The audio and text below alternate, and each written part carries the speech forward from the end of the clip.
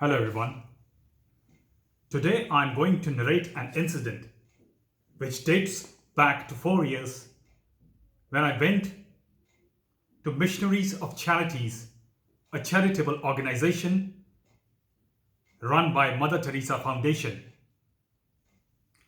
Now, the ambience of that place is beyond words.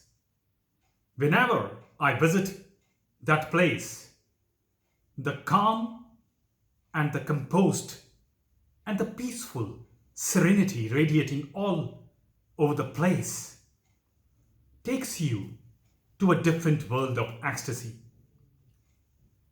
This incident is almost 4 years back when, on one fine evening on a Monday, I went to this organization.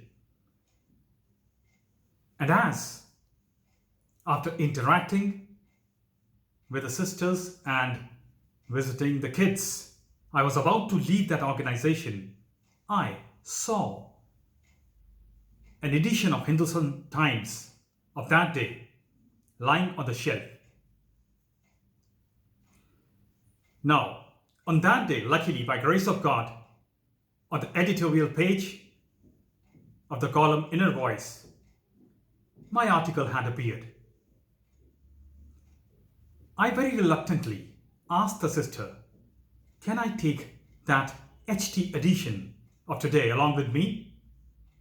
She was very curious and she very inquisitively asked what was the reason for my asking about that HT edition of that day.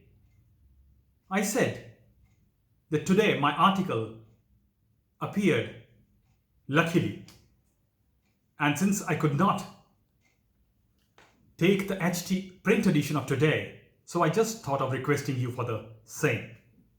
She said, surely I will definitely give to you, but not before reading it. She called 2 or 3 of her colleagues and all of them read that article. That article was on ego. Now, after reading that article, all the 3 smiled and said, well, since you write on ego, I must say that those who have the knowledge about ego are very close to God. God bless you. You are treading a very right path. I was taken aback by her statement. I said, sister, how do you presume that anyone who can write on ego is very close to God? Well, anyone who can write on ego can be a good writer, who can club together a few lines. But he or she is not closer to God. In fact, those who write on ego are the biggest egocentric people themselves. And I am not wrong in admitting that ego is a spiritual disease, and I am a full-blown victim of it. All the 3 smiled and gave a resounding applause and said, keep going, you will go very far. God bless you. I came out of the room blushing, blooming like a rose, as if those compliments had made my day. I felt every inch of a Virat Kohli holding a cup in my hand.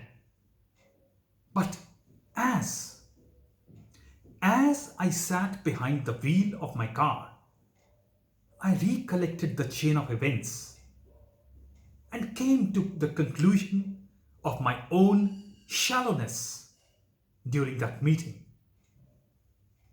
I came to realize that writing on ego does not make someone evolved. Whatever evolution I was thinking of myself, it dissolved immediately on my coming out of the room, feeling as if I have wants something very special. Fact remains, when we talk about ego, when we write about ego, when we talk about spirituality, when we write about spirituality, it does not mean that the writer is having some different connection with spirituality or with God. It just means that majority of those who are attempting this are just trying to explore the positive reaction of others. I exclude a minority from it, but the majority of us, including me, are full-blown victims of this spiritual disease.